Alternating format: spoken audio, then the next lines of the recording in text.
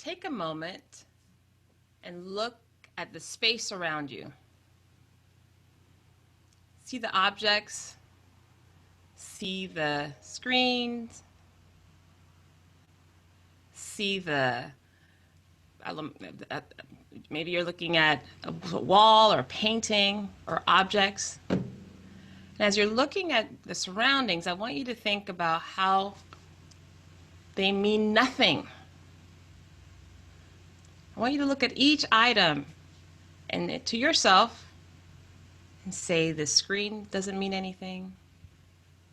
This keyboard doesn't mean anything.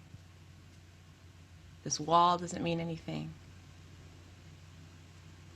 And think about the meaning that we give our surroundings, the meaning that we give our experiences. Are they empowering meanings? Are they disempowering meanings? Welcome to Your Time to Come Alive. My name is Valerie Hope, and I am your host. And each week, I want to bring a great opportunity for you to become even more conscious, more connected, and as a result, even more creative in your life. I have the beautiful opportunity of interacting with fantastic, interesting, fascinating, I don't know what other adjectives to use, but people who bring joy, bring knowledge, bring experience. And today I have Reverend John and Grace Vyvyan. Now, I've known the two of you for 6 years, I think now, and it's always fun to be with you, surprisingly. because on the surface you look so calm, cool, and collected, so conservative, so prim and proper, but really have a wicked sense of humor. I think a love for people, a generous spirit. I've enjoyed so much spending time with you from the time we were, in Unity Church to even the times that we've been off. We've done a spin-off events and gatherings. I so appreciate the two of you, and I know the work that you guys are doing is beautiful work. Welcome to the show. And I appreciate our time with you, my time especially. Every time I come away from a conversation with you, I'm uplifted, renewed, and more learned. Yay! Me too. See, John, what you're missing? And I'm excluded from those conversations, and that's what we're going to get into today. Excluding people and how it's wrong. So I have a little sermon to give, which will take it'll take the whole hour. You have an axe to grind. That's why. Come on. Well, one of the main reasons that I brought you guys here is because I think you have such not only good personalities and wonderful sense of humor, but you do some really profound spiritual work. And you've not only done that work with others in the groups that you lead, but you've done that work on yourselves. So first of all, welcome to the show. I know, Grace, this is your second time on the show officially. We have, you two as a couple have appeared before, and we've had to reestablish this particular setting in the meeting. So I'm so happy that you said yes once again. I'm pleased to be here. Yay. So let's start with John, since he already came with an axe to grind.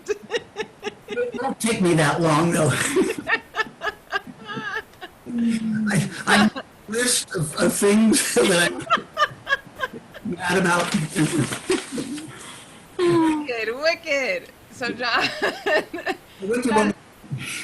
tell us a little bit about yourself. I know there's a lot to say, but when you think about your own journey, and first of all, where'd you get your sense of humor? Let's just start with that. I was, I don't know, it just came. Actually, I don't know. It showed up in junior high school, and like in an English class, and we had to write some things, and people started laughing. Before that, I don't know where it was, but then I learned how to do put downs and everything, and I could go one-to-one with Gonzalez. That made me. Gonzalez was the top guy. So I don't know. Otherwise, I don't know. It just showed up. I don't know. Like Mozart got music and he just got it. I don't try to be funny most of the time. It just kind of is. It just came up. English class. What happened? Class, yeah, came up in 8th grade English. So, um, Tell us the story. Like somebody said something, or what? Like what exactly was the prompt? we were practicing writing paragraphs, and we would just have to go around the room, and everybody read their paragraph. We were working on paragraphs, and that was a regular exercise that we did a lot. And all of a sudden, we yelled, "Oh, here comes John! This is going to be funny," and it was funny. So it wasn't just once; it's just what occurred, and so I think I shoved it under board for quite a while, and then it reemerged at other times, and it's here now, and maybe it's partly trying to lighten up a bit about life. Actually, I think humor is perspective, and sometimes it shows the contradictions and the silliness of maybe a lot of our endeavors. I try not to attack others. I just try to laugh without attacking, and those are two different things. Yeah, he doesn't use sarcasm. He just does these off-the-wall funny things. I knew I had to marry him when 5 a.m. in the morning he made me belly laugh. I mean, I'm comatose before 9. He made me belly laugh at 5 a.m. That's a man for me. Now that's going a little too far because they think we're old, and so that's enough. I mean, I'm not going to talk anymore about myself right now. What you want. I can comment on how you started our time today, but maybe that's... Yes. No, go for it. Go. Well, I think it's related, right? Because one of the things you just said was about humor and about taking things lightly. And I think really having a judgment-free zone about the space we're in or the experiences we have, it's really about taking it lightly. So what do you want to say about that? Well, you started out with your own version of lessons in this spiritual path called A Course in Miracles. Mm-hmm. And the lessons are really meant to kind of turn us upside down gradually. And so you did your own version of lesson 1, which says, everything I see in this room or out this window doesn't really mean anything. And then the next lesson says, I have given everything I see in this room or out the window all the meaning that it has. And I think then the Course is trying to help us gradually open up to finding some other meanings. You used kind of the comparison between empowering or disempowering, and that would certainly be one way to talk about it. The other would be trying to see things in terms of the oneness of all life versus the separation and the divisiveness. But that's, the way you started is actually really a profound lesson, because the Course in Miracles is trying to basically help us correct how we look at life. In the Eastern religions, it might be opening the third eye. And the Course would talk about it correcting our perception and what we're choosing to see.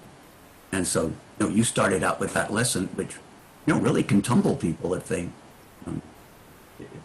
look at, what do you mean? I mean, of course I know what everything means. Of course, I know what everything means. And that's also funny.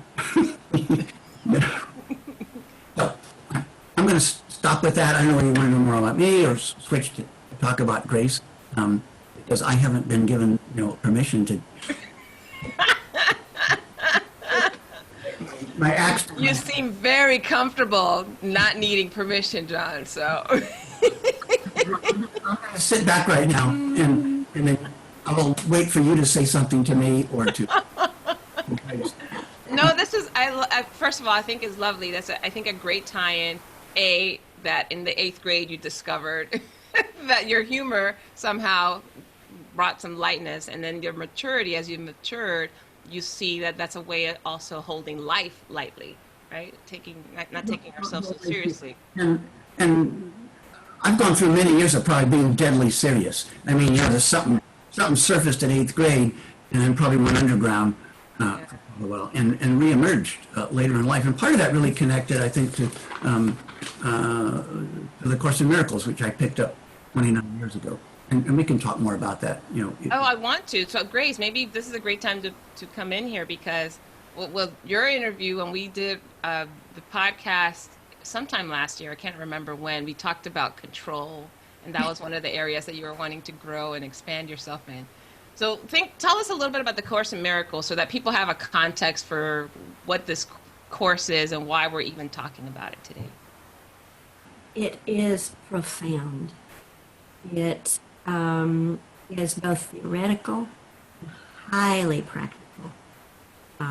If you approach the Course in Miracles with, I'm going to understand you, and analyze and compare and draw conclusions, and that's all you ever do, you're missing entirely the point of A Course in Miracles. The Course in Miracles talks about how we have two thought systems. We are born into the world, and I use my little, my granddaughter as an example, Evie Marie. Evie Marie comes out of the womb. Oh, Evie Marie, her mother says, I'm your mama, this is your daddy, that's the doctor, there's the ceiling, there's the floor. Everything is separation, separation, separation. In order to live in this world of separation, we come to understand that sight, sound, feeling, taste, touch is real, and that can tell us things. And we learn to use our brain to navigate and negotiate through all this. We don't learn, this body is not real. This body is an illusion. We don't learn there is within me something that is real. We don't learn I had the real the real existed, and then it came into my body, and it exists now in my body. And when the body deteriorates, I will still be real. We don't learn that. So the Course essentially is to help us stop with our default ego thinking, I call it, and begin default spiritual thinking. And that is a huge chain. When you learn that my body is not real, that's just one of the huge things that it tells you. What was it that attracted you guys to the course? Because it is quite radical in how we're just introduced, like what you mentioned with Evie Marie. The way we're introduced into this planet is that we are labeled, and everything around us has a label, and that those labels have a meaning and a connection and a purpose. And so how did the two of you come across this course, and why did you accept it so readily, or did you? I guess I did, and this is what it looks like, and it's about 1,300 pages. This is very spiritual because look at all that she's done with it. It's spiritual because of the Post-it notes. The Post-it notes give it some weight, yes. Just a tiny bit of background. The course was a series of received messages over 7 years, 1965 to 1972. The two people who worked on it were professors of medical psychology at Columbia University's College of Physicians and Surgeons in New York City. They were not Christian, they were not really spiritual. Just to make a long story short, they were professional colleagues, and there was a lot of animosity and competitiveness, and the boss, Bill Thetford, said there must be a better way to live, and Helen Schuckman, who received the material, said, I'll help you find it. And that started a 7-year process of receiving this information from a voice, which she eventually recognized as the voice for Jesus. We're going to leave it at that because there was nothing in her background or his background that would have responded to that. I mean, he was professionally an atheist. Professionally an atheist. I mean, it was intellectual. I mean, a prestigious academic environment, and this was really. It started with some dreams, and sometimes she felt uncomfortable with it, but she did it, and so it took 7 years. 4 years later, it came out as a book. So the book has only been out for 44 years. Why I picked it up, I read a little booklet, and there was a line in there, and it said, the holiest of all spots on earth is where an ancient hatred has become a present love. And that was the hook that got me to pick it up. And essentially, I've never put it down. And I know I was searching at that time in my life, difficulty with work, stress at home, and that was the hook that got me to pick it up. And I think it was because I was sort of out of gas and uncomfortable. The course really starts, it'll say something like, tolerance for pain may be high, but eventually everyone begins to realize there must be a better way. And recognize, however dimly, there must be a better way. And that's sort of the way the course starts. It's the same kind of idea, like somebody might go to a 12-step meeting. You only go if stuff's not working. Okay, so this line, this ancient hatred becoming a present love, what did it mean to you when you read it? It really hooked me into it. Our traditional view of the Holy Land is this pile of dirt somewhere over in the Middle East, and that's the Holy Land, where a certain group of people have been processing stuff for several millennia.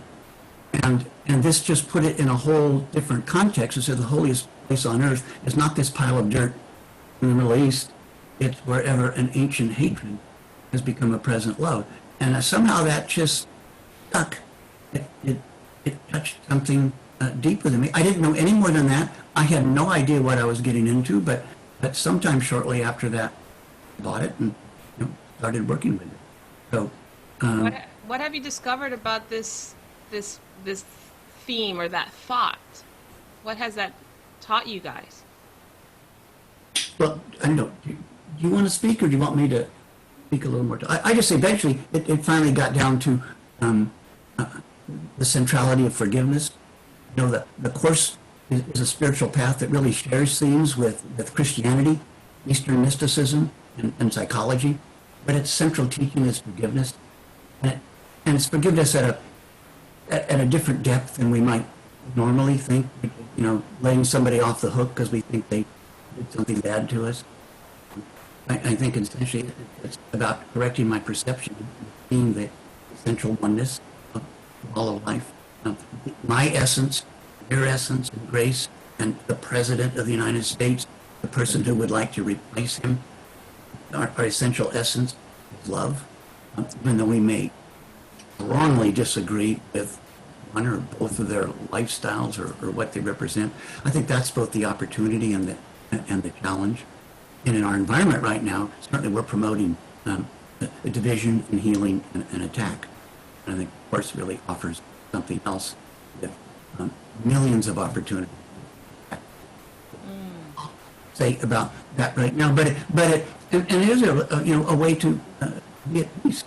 The Course ultimately said the purpose of the Course is to attain and retain a state of peace, not just because that's cool, because that's the condition of reality.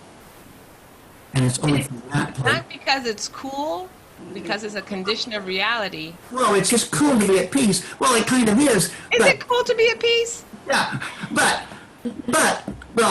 some people would say no, that you need to be mad all the time and on the attack. That's kind of the way the world works. And we've certainly seen certain political figures around us who seem to promote that about 25 hours a day.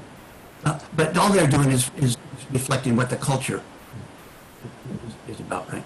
In response to it. And but only really from a sense of peace can we possibly start to sense the oneness of everything that is. Otherwise, we're fighting. And we're separating and trying to decide what's right and what's wrong. It's fascinating. I have come, obviously I've learned some about this Course over my lifetime, over the last few years. I have the book. I've had it for several years, and I've not actually started until, I did start for a little bit, and then after about a week, I got distracted or bored with it, and so left it for many years, and then literally this week came back to it because I've been listening to a lot of different lectures by Marianne Williamson over the last couple of years, and eventually the nudge, okay, let's just get into it. And what's been interesting is this whole notion of peace and what peace feels like. I had a couple of random but awkward conversations with my mom and my brother recently.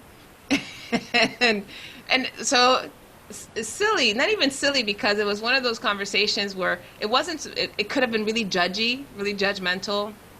One of my younger brothers, and about his errors in the past, if you will, some experiences.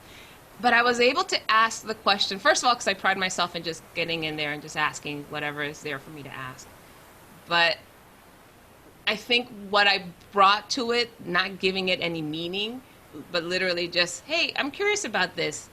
Have you experienced this? Or what was that like? Like having those types of conversations that were really uncomfortable or would have been uncomfortable.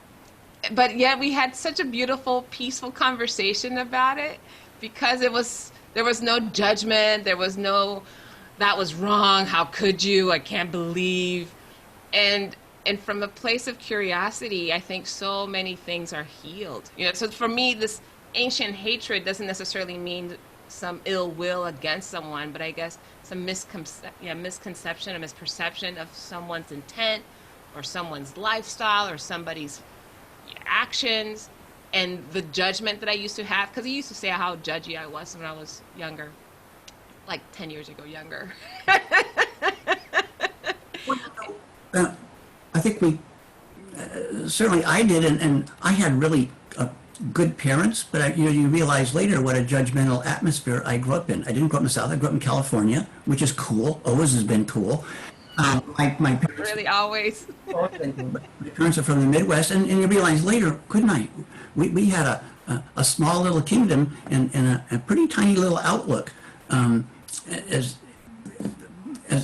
good a parents they were, and that just sinks into my psyche, and most other people have absorbed the same thing, all 300 million of us in some way. So to say we're not prejudiced is simply foolish. It's gone into our national and individual psyche for generations. And so to start to work that through is to realize what is there, and I get that. that's the hatred.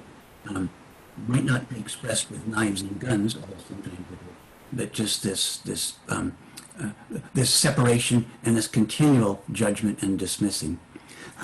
I know you had a different way of kind of why you came into the course. Oh, well, I want to follow up on what you just said. Course in Miracles has amazing tools to counter whatever the problems are that are here. Judgment being a huge one in this world. And the lessons that you started out on, you know, everything that I see doesn't mean anything, but I've given it all the meaning that it has, and I bring all my past into it. The lessons progress in that way. And how do you not judge somebody? If they're a jerk, they're a jerk. Well, not necessarily. Because Course says there are two behaviors that we exhibit constantly here in this world. We're either expressing love or we're expressing the need for love, help, and healing. And that jerky comment, if you were able to peek inside that person's experience and go all the way back to where it began, that person is just saying, I just want to be loved. Please accept me. I just want to be a part of you. I just want to connect.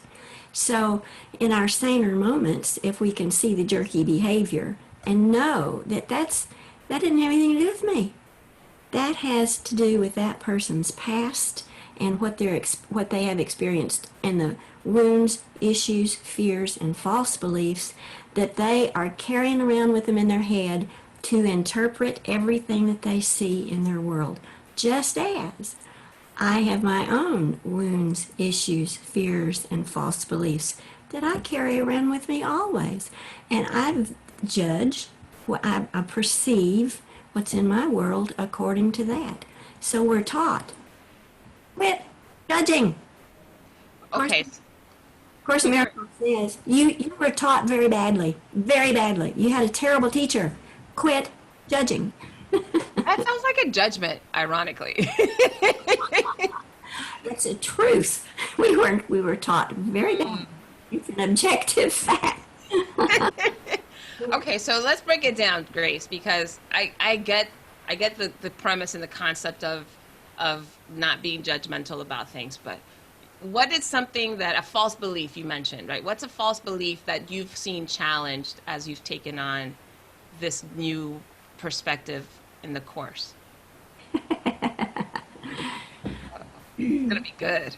I have said all my life, I was one of 5 children. I was the middle. I was the girl. I've always said, you might expect me to be, prima donna. But I wasn't. How could you be a prima donna? How could you be spoiled when there are 5 kids in the family? I've thought that all my life until about 3 years ago. And then I realized, oh, I'm a prima donna, aren't I? I have terrific control issues, do I not? I want everything to go the way I want it to in life. Even to such things as I rush around and I walk over and I yank a tissue out of the box and the box falls on the floor and I pick it up. It should not have done that. You judge the box for falling. Oh, how dare the box do that? Dang it. Yeah, I mean, even such stuff as that. So when I began my ministerial certification 3 years ago, it was I got it from Pathways of Light, and there were 4 parts to the certification, to the program. And the first 3 parts were clearing up your issues, clearing up your life. And woo, there's one control issue, and whoop, there's another control issue, and there's another control issue. And so then when I got that, and then I realized at the end of that the biggest control issue I have is, I was talking about this ego default system over here. Yeah. My biggest control issue is I'm not about to give up who I am. For what? To be love, peace, and joy in life? I don't know about that. More important to me. This is what I know. Grace, Evelyn, Sanders, Rice, Collier, Bradley, Vyvyan. Those are all my married names. I like that person, and I'm supposed to give it up to be spirit. I don't think so. I realized I had been studying the course with him for about 10 years, and I realized that this was my biggest control issue, and this is a thought training course, and it is to help us begin to recognize how we default to ego and how we can begin to think spiritually. And the first year I did it, last year, I made huge progress, and I kept ripping off the control issues. But I decided I really needed to start it again, so I began it in January, and since I had never in 10 years actually read, like a good student, chapter 1, page 1, the text, I decided that I would do January 1st, I would have lesson 1, I would have chapter 1 in the text, section 1. January 2, I'd have lesson 2, chapter 1, section 2, etc., and so forth. And I have learned a tremendous amount, and I'm happy to say I now don't so much and yank the tissue out and then get mad out. I don't do that as much. As much. Not perfect. It's the process. It's taken me 70, almost 6 years to be this ego person and to do it the way she wants to do it all the time.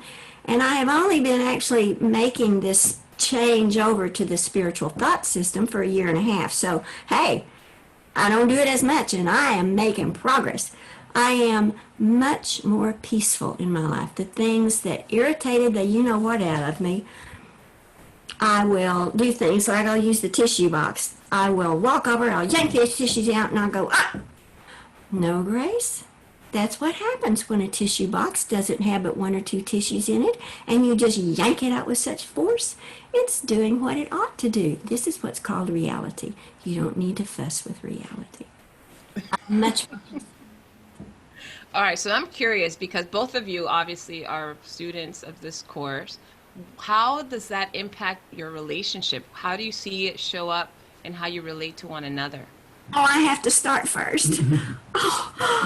He's the most wonderful man in the world. Instead of saying, you made me mad and this is what I want you to do about it, he doesn't do that. He gets mad. We do. We do what we call, we have our sandpaper time, where, here's me and here's him, and, so we have to sandpaper each other down, or we have to sandpaper ourselves down for the other. And he instead will say, I'm mad, I'm really angry, I'm not blaming you, I know it's not your fault, but I am really angry and I just have to express my feelings. And then we talk about it. And we sometimes can come to a resolution with one another.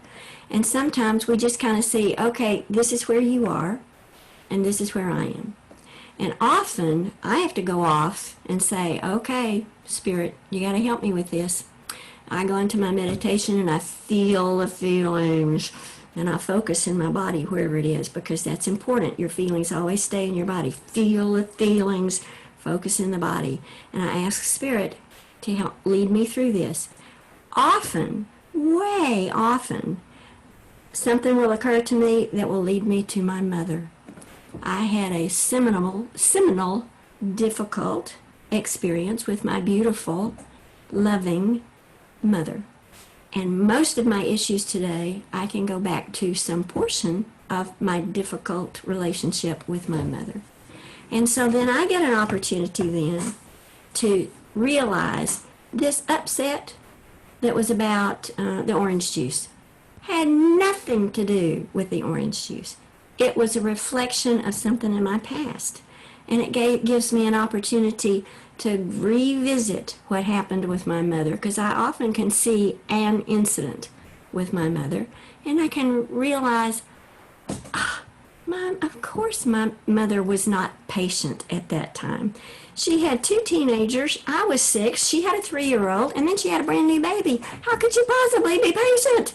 Of course, she did the best she could with what and she was sewing, and she hated to sew.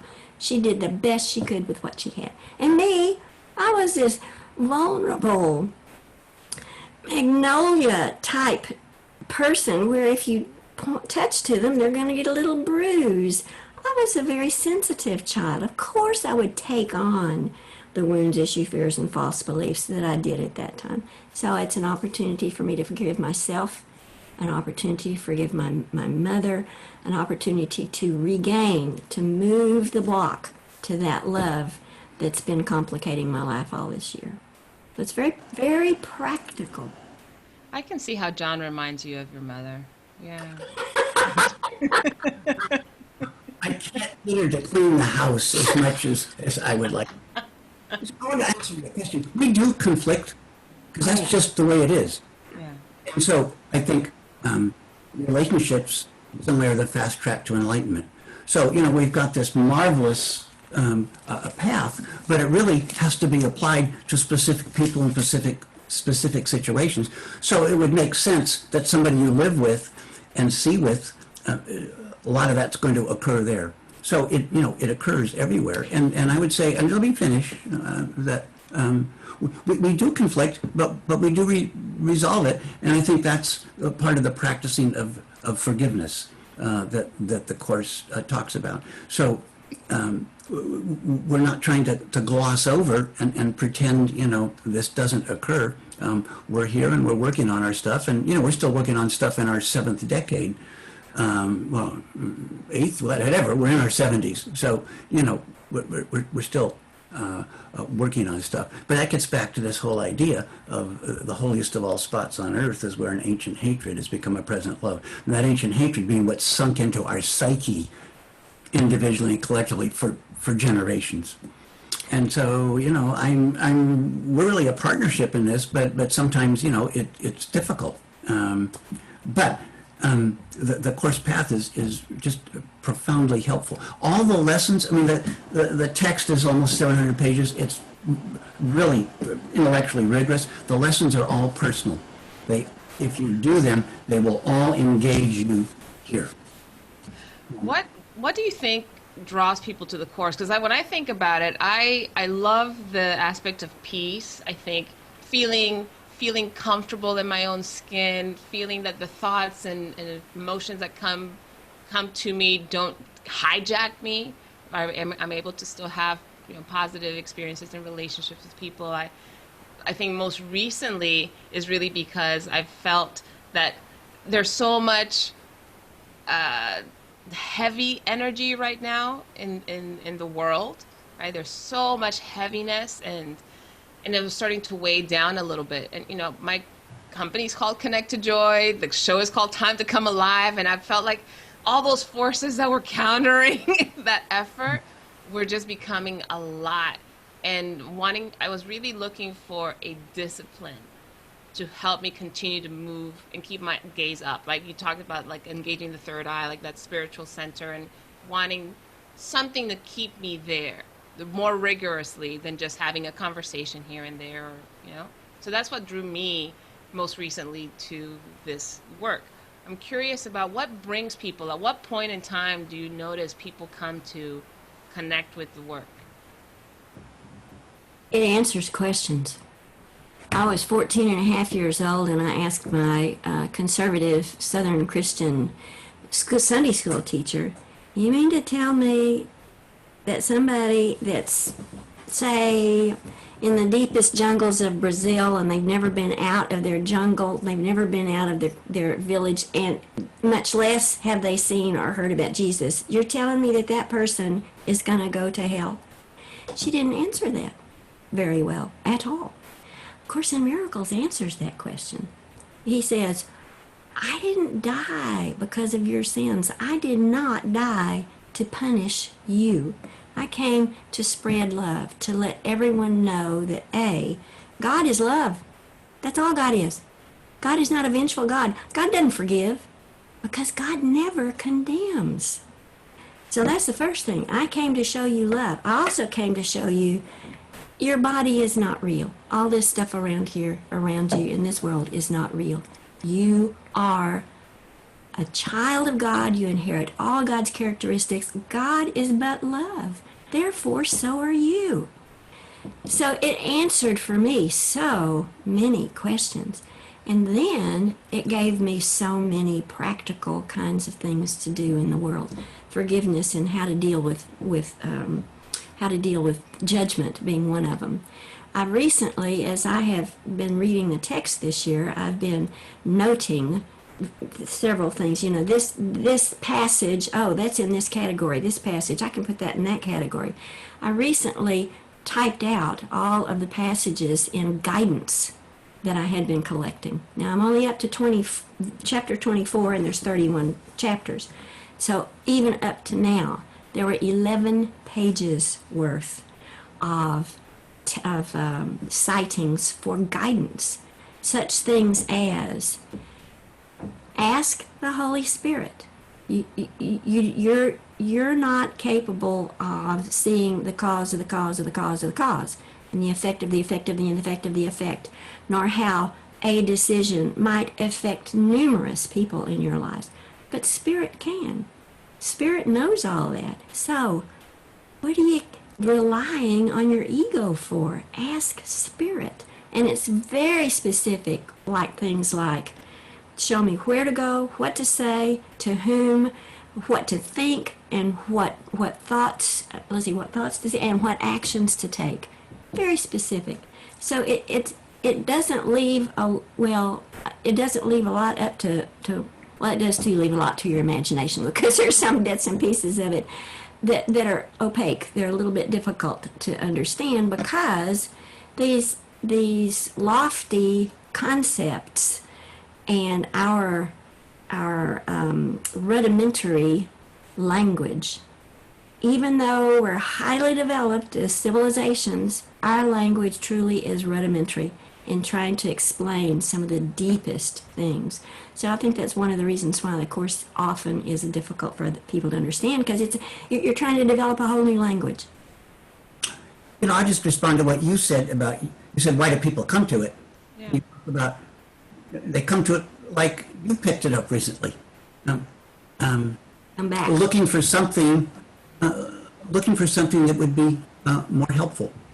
And it makes no judgment about where you've been. I mean, I was trained I went to seminary. I was trained as a Presbyterian minister. But finally, that ran its course in terms of being helpful. But what you said right now, there's a lot of heavy energy, and you were looking for something that may really be a discipline that would actually really help you with it. I think when people come to the Course, they've usually tried other things, and you kind of need to give the ego a good run until you realize, well, something else may be helpful. And you know, you were talking about, you know, looking for a discipline. In some ways, the course is actually like a monastic discipline. It actually really asks a lot. You don't have to do it, but if you decide it's your path, it actually draws you in more and more. And in some ways, it's like a monastic discipline for people who are living ordinary lives in the world and are not in a monastery or a convent. I didn't sign up for that. I haven't gotten to that part yet. Well, Let's see. You don't have to. That's the beauty of it. You Okay. Correct. Okay. So I'm like, I just wanted a little direction, some guidance, if you just, like correction.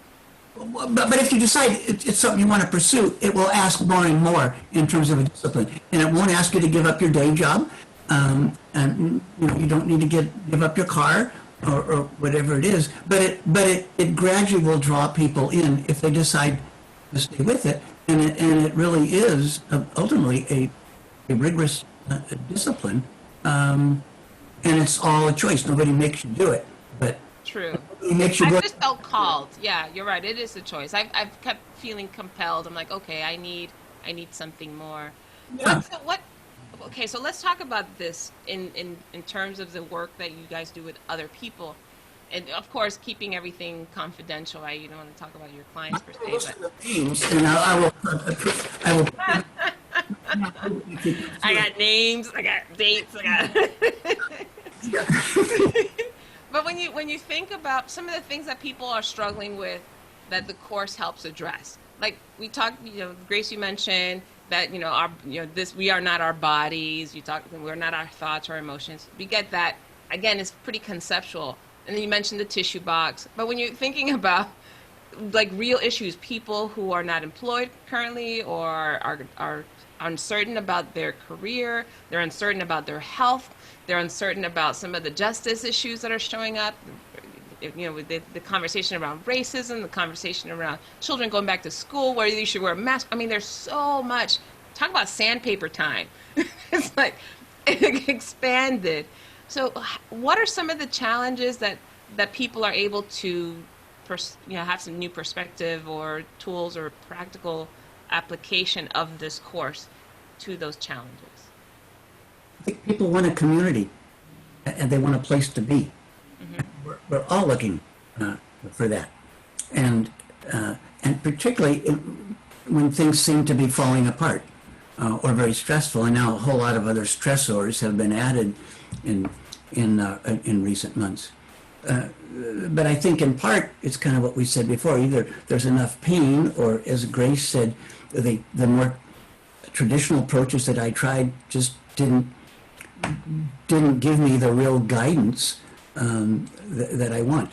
And you know, the course is not full of platitudes. It really is about forgiveness, but forgiveness in terms of gradually, that has to do with remembering who we are. The course says it does not attempt to teach us the meaning of love. That's beyond what can be taught, but it does attempt to help us remove the blocks to the awareness of love's presence. What do you mean by that? Remove the block? What I mean by that is like the sun is shining, and you know, I can put a blindfolder on and assume there's no sun, but or I can take the blinder off and see the sun. And I think the essence of love is always here.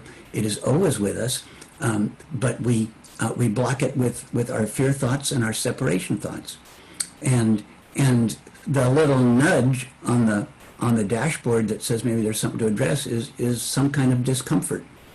You know, if we're not at peace. That's why I think when it gets back that the purpose is to attain and retain a state of peace. When you're not at peace, that's the little indicator that there's something to address. That something is askew.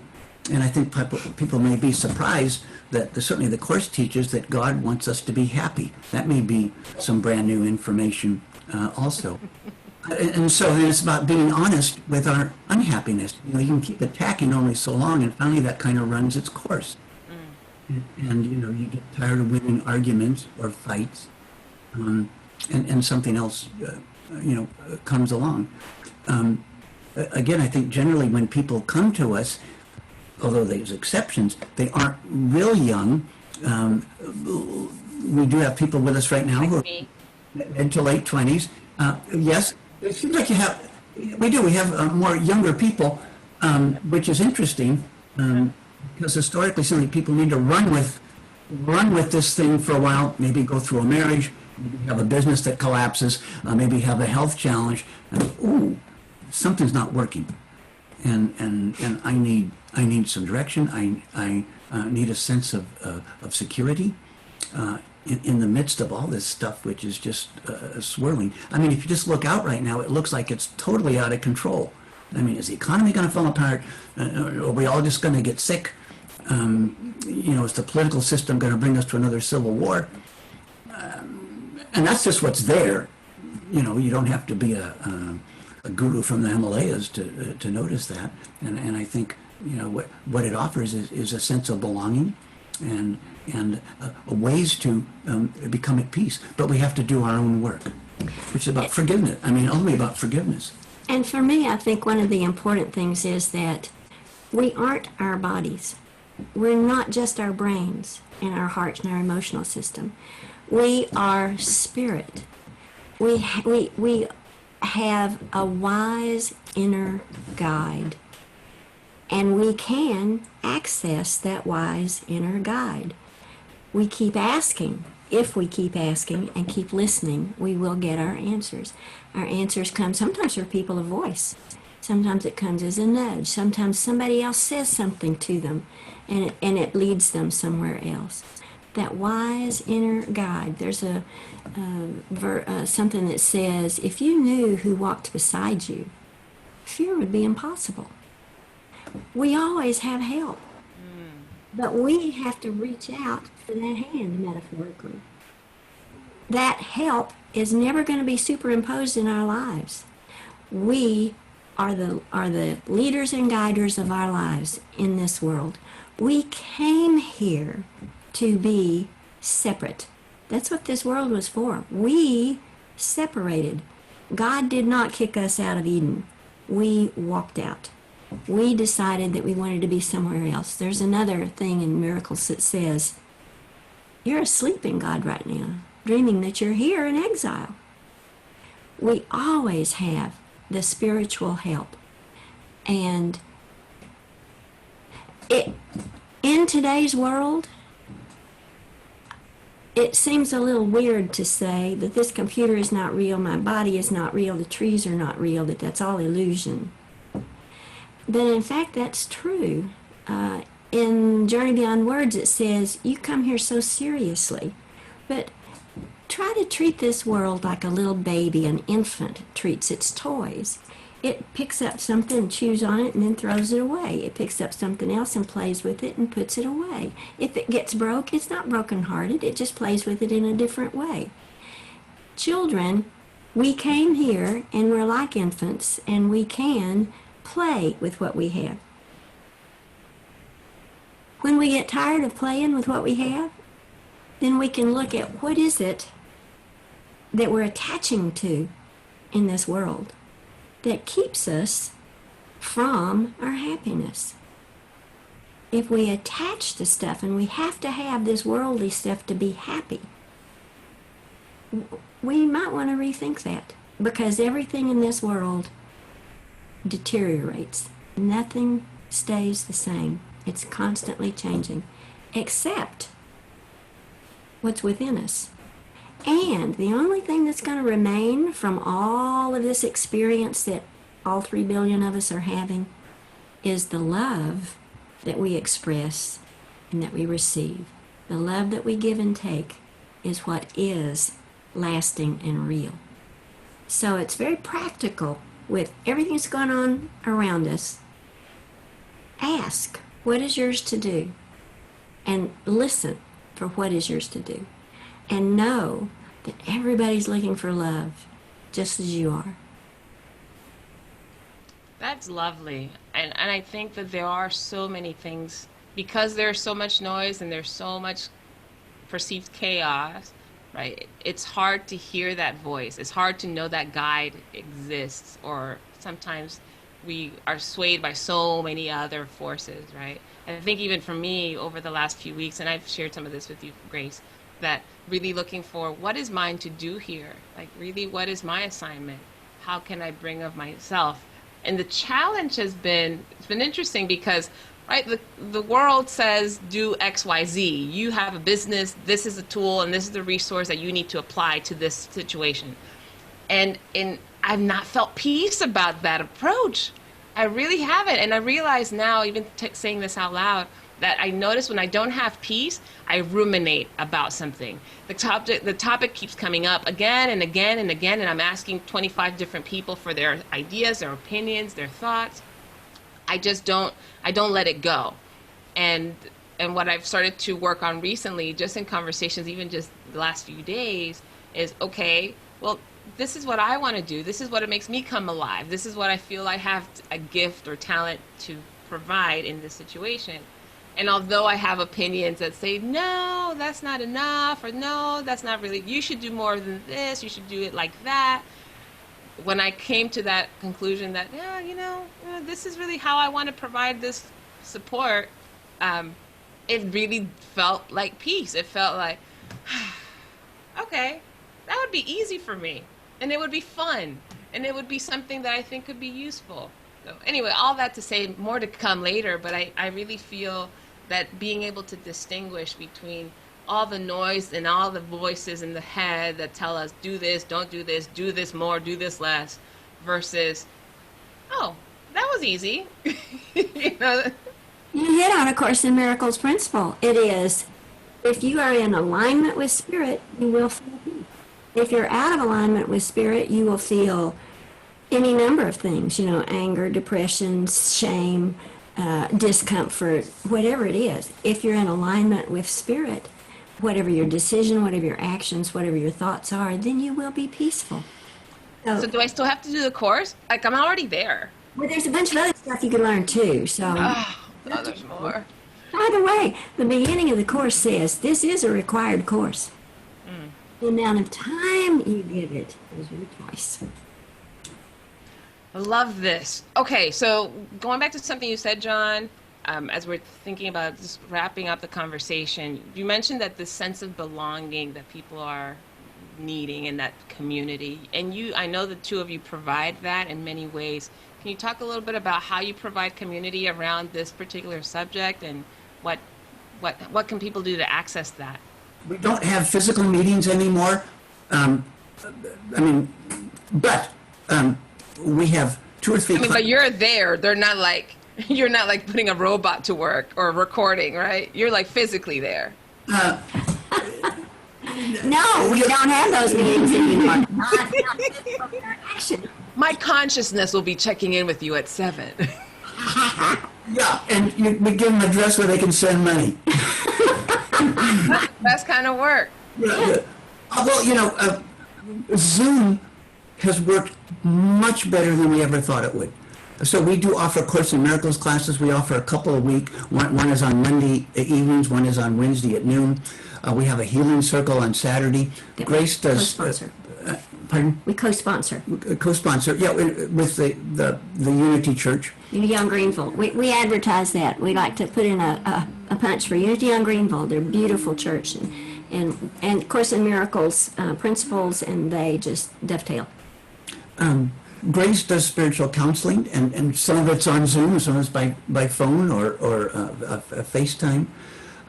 Normally we do at least 3 physical retreats a year. We usually have used a conference center over here in Oak Cliff called the Catholic Conference and Formation Center. It's a wonderful place.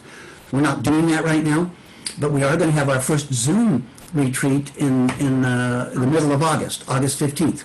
And we've entitled it a Retreat from Fear Retreat. And so it will be in a Zoom format, roughly 9:30 to 4:30 or something like that.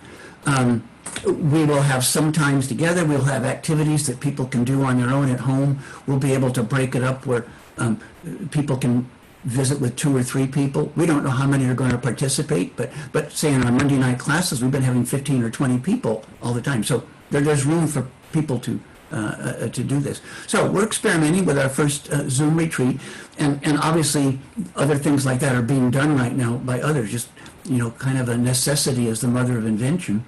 Again, we are just thankful and have been amazed at the way people can connect through Zoom, just as we're doing right now. I mean, once you get into it, it's a pretty natural conversation. We never expected it would be so broad in scope.